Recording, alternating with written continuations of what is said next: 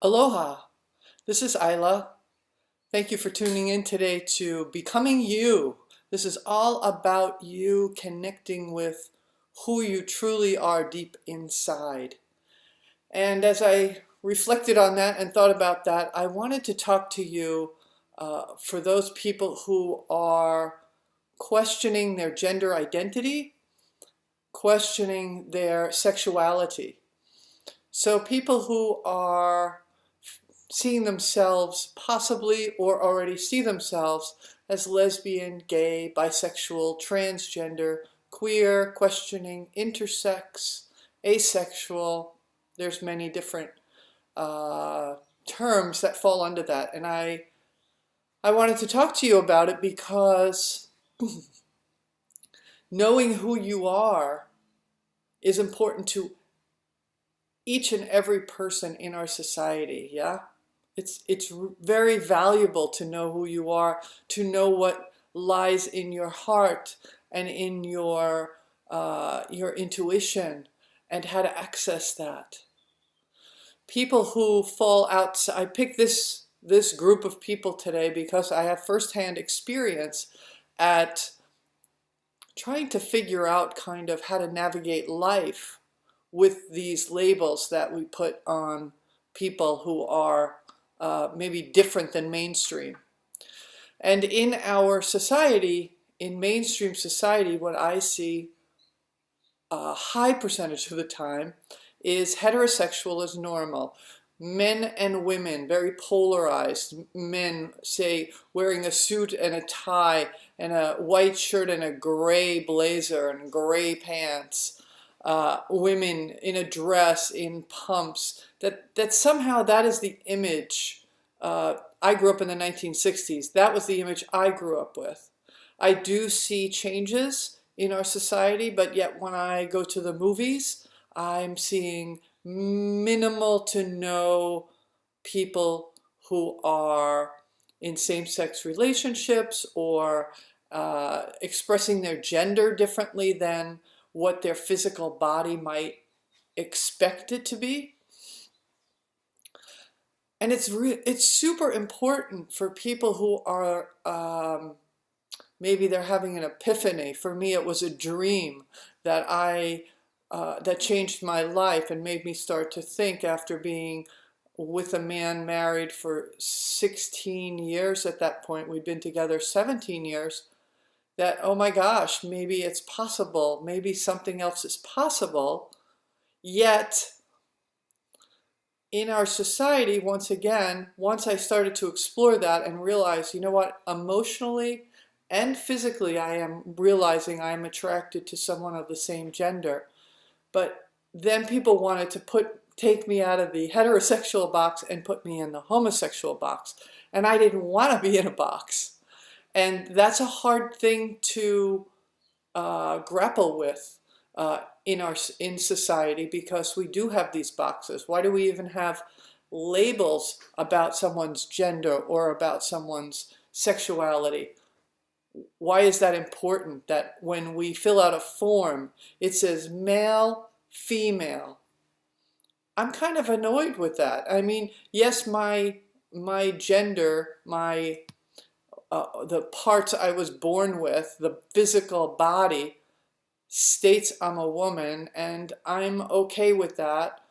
But not everybody is. So I know many women who present very masculine, and they don't really want to have to check one of those boxes. And why I bring this up is because becoming you is about knowing who you are, regardless of the boxes that others want to put you into. And if you are someone who is either questioning or is clear about your gender identity or sexuality, that's different than mainstream, that's different from your family, that's different from the school where you went to school or the friends you grew up with. When we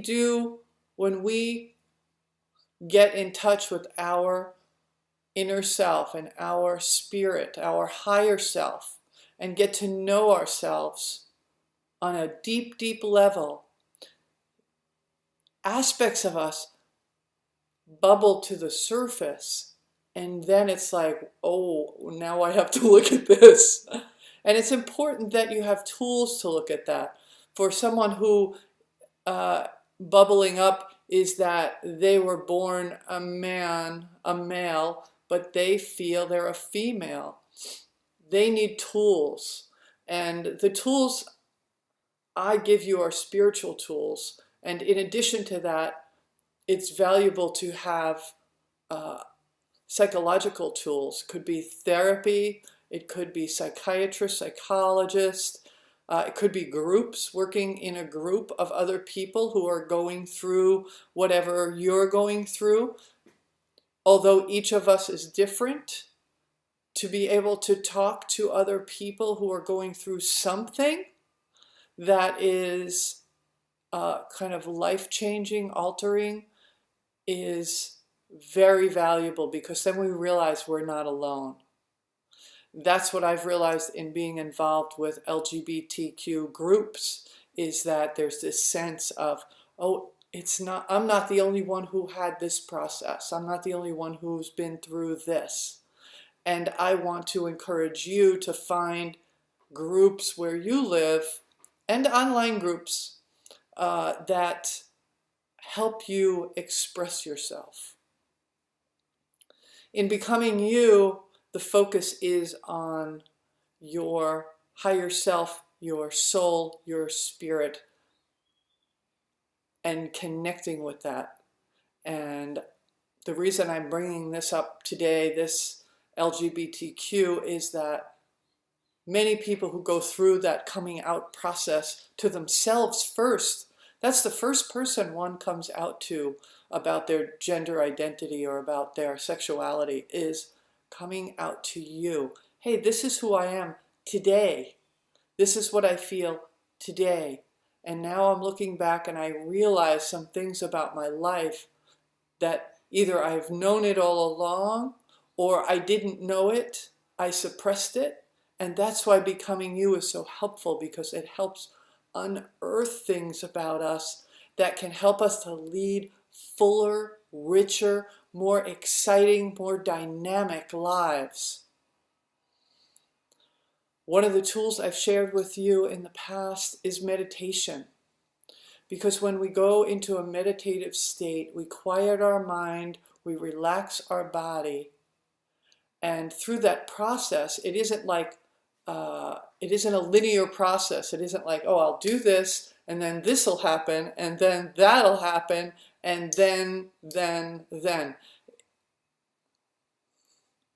This is, in a way, it's very effortless to unearth your true self. And then to continue to connect with your higher self, with your spirit team. Oh my gosh, what would I have done without my spirit team throughout my challenges in my life? I can't even imagine, because I know when I was younger and I didn't have any sense of having anybody there for me in spirit, it was lonely, it was very, very hard, and it was deeply, deeply sad. It was like, without the spirit team, without the connection to spirit and to others to talk to, in spirit and in the physical, it kept, and maybe this is what depression is about, it kept the sadness just under the surface for me. It was like, it was almost always there.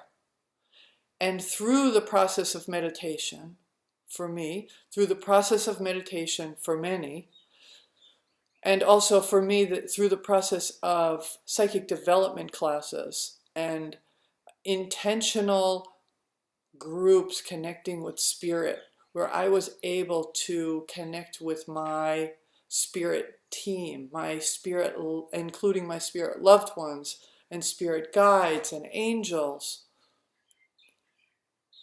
Without that, it was so hard. It was so hard to process the painful experiences, the challenges. And I don't want to make it sound like, life was awful. It wasn't. I had a wonderful a wonderful life. But my parents divorced when I split up when I was 18, and I didn't have the tools to deal with all the sadness I felt. So the sadness stayed for years. And then after my mom died, 10 years after that, now I had to get tools because it was so big, and maybe some of that old emotion was still underneath there. And I was in the beginning stages of meditation, but at least I felt like I had something. I had a tool. And then going to classes and talking to people who had gone through loss, bereavement groups. Oh my gosh, that was incredibly, incredibly helpful. It's very important that we seek out people with similar experiences when we have a big life challenge. Another thing could be divorce, divorce, to go to a group to talk about divorce. Those endings, and even birth, even having a child. There's great joy in having a child, and there's great challenges for some of us in having a child. So to find a group for that, and to be able to connect with a group in the physical world is great, but to have your spirit team that you can call on, that you can connect with, that you can ask for help. They want you to ask them for help. That's what they're there for, but they won't interfere with your life if you don't ask for it. So whatever your belief system or feelings are around spirit, be it angels or spirit guide or a particular biblical person, you call on them, or your relative who passed, but just make sure the relative is someone you'd want advice from, that you'd want connection from, because when people cross over, they don't automatically become angelic, okay? If they were a good, kind, loving person here, and that was someone you used to talk to, maybe an aunt or an uncle, that's great. That's a good person to call on in spirit. But if they were someone who you wouldn't have called them when they were here, don't run to them now. Call on the angels, the spirit guides, whether you know who they are or not, whether you have a name for them or not. Just say, I'm calling to my spirit guides to be with me today. I need your help. I need your help me to understand who I am. Help me to grow. Help me to realize I'm not alone. And I want proof. That's something I ask for with spirit. I want proof. Show me something so I know you're hearing me. It could be something falls off the desk. It could be, and then pay attention because they're trying to get your attention. It could be a song comes on the radio and you hear that song and it's like, yes, that's it. Spirit's listening to me. I have the songs come on the radio. That's a big cue for me because I love music and I listen to lyrics. Know what your cue is. Is it something you hear? Would it be something you might see? Maybe a bird flies right to the window and stares at you. Maybe that's trying to tell you something. Maybe that's your confirmation that spirit hears you. Ask for it and then pay attention. And if you don't get it, ask for it again. This is a process. So what I want to leave you with today is for those of you who may identify as LGBTQ IA, or those of you who are questioning yourself, go really deep within. Take the time to meditate. And you can find meditations online if you don't know how to meditate. Maybe I'll do a how to meditate a video at some point, but there's so many resources now. Transcendental meditation is what has worked for me for the past 31 years. So I kind of stick with that. I do guided meditations with people when I work with someone, especially if they're new at the concept of meditation. I will take them through a guided meditation as part of our session so that we can get into that peaceful place so they can do the work that they want to do without using their mind the whole time. I used to go to therapy, and I don't really go anymore because I can outsmart them, which doesn't do anything for me. It makes no sense to do it. It's just that that's how my mind works. It's like I know the answer that they want me to say, and rather than maybe unearthing something, I just give answers that sound good. So that doesn't work for me, and you need to know what works for you. And sometimes it's through trial and error. You know, try this, try that. And don't be afraid to fail. If you do meditations and you feel like you fail, do it again. Try it again. Try a different type of meditation. Try walking meditation. And allow your inner self to bubble up and honor who you are, because you are a beautiful, amazing, fabulous being of light. And as you look into the mirror, you tell yourself that, and you look into your eyes and see the love that you have, because you do have love. And as you see that love, let it fill you. We have to be full before we can share with others, right?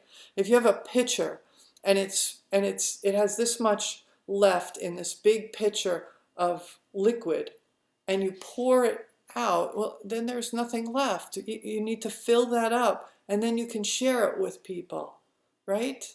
So that's what we want to do with our spirituality, with our self-confidence, with our joy, by filling up us, taking care of our physical, mental, emotional, and spiritual needs. We can then share it with others, love others, give from our heart to others. You're listening to Eila Allgood, and this was Becoming You. Have a spectacular day.